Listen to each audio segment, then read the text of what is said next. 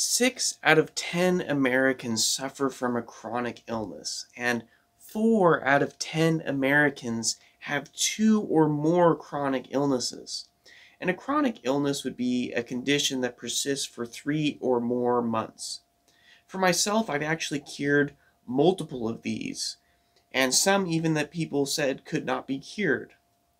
One that I had cured was my wrist pain, which I had assumed was just arthritis. Both of my parents have arthritis, so of course if I talk to them, they'd say, oh, it's just all those video games you played, or bad genetics, stuff like that. Of course, I didn't want to settle for this answer. I use my wrists every day to do computer work, and just all sorts of stuff. It isn't pleasant to have pain in my wrists, especially when I'm in my 20s. It didn't seem right. So I went out and I bought, $100 heating pad for my wrist, which sort of made it better, and I bought a vertical mouse that sits a certain way to help my wrist, and then I bought a flat thing that connects to my chair that's like a mouse pad built in, so it would be right at a better level, so I wouldn't be like crooking my wrist to play games or to just use the computer. And I even bought a second one with a single hand keyboard so then it wouldn't strain my other wrist either. And of course, none of those worked. What actually ended up working was starting to sleep on my back actually totally cured my problem. And I want to teach you how I actually came to that solution. And I want to just disclose I am not any sort of medical professional here, so this video is just for educational purposes.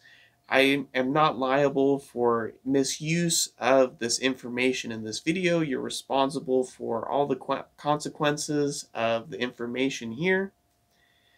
So if you have some sort of chronic illness in your life and you're trying to find practical steps to where you can find a feasible solution, I have a simple formula that'll help you actually find that cure in the way that I've done it myself.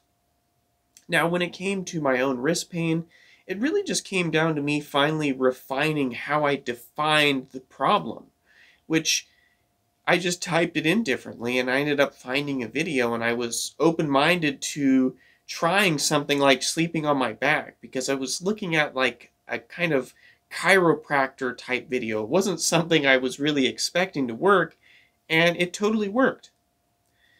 So really, when it comes down to figuring this out, you need to find out what are all of the obstacles in your way. So some of the obstacles might be just giving up. I know a lot of people personally that they'll get diagnosed with some sort of condition, or even they might even read online or a doctor tell them this isn't curable, and they just go, oh, I'll just continue to take the meds that I have, and this is just going to be how I live my life. Well, I'd recommend not doing that, because of course that is a sure way to never get better.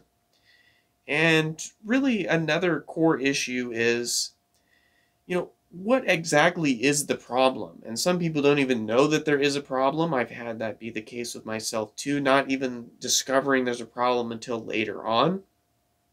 And sometimes it's just really defining the problem. You might think that, maybe it's arthritis, when really it's just some sort of pain from how you sleep. And, I'd been sleeping with my arm in such a weird way that it was crunched in, and I was laying on it every night.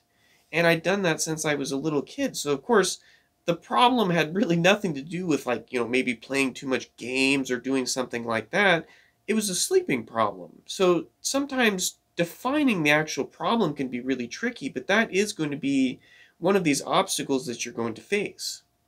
And then another one is going to be, finding a practical solution. And there's going to be all sorts of different solutions. There's going to be, standard medicine type solutions, and then there's going to be natural ones, and there's going to be a whole range of stuff in between there. And it's going to be kind of difficult to figure out what might work best. And of course, this brings up another obstacle, which is going to be, bias. Maybe you prefer, traditional medicine, or you prefer natural medicine, and this can really, skew the kind of results of, actually getting a cure that you might get if you didn't have this bias. And, being open-minded is really going to be key to really solving and curing these problems. Thinking outside of the box is really going to require a lot of open-mindedness in order to do. And then once you've kind of, mapped out these obstacles, which they might be, slightly differing for whatever type of condition or issue it is that you're working on, you're going to then figure out, action steps going forward of how you're going to actually solve the issue. So if you're going to make action steps for, maybe it's even just giving up. What are some action steps you can do to not give up? Maybe it's you can go look at forums of people who have the same problem and they're all telling you, oh, we've cured it, or maybe there's a couple people that have cured it. And that actually intertwines with, your solution and your problem area. Maybe some of those action steps can all intertwine there together, and that you're going to go, find a specific group of people that are all suffering from the same issue and find the ones that have actually cured it, or maybe they've just simply improved it, something to work upon. That's going to be a very tangible action step that you can take. And really sitting down and really deeply thinking about what is this chronic illness and, this entire process that I'm laying out here. So finding these obstacles and, making action steps on these obstacles, it's going to require a lot of deep thought.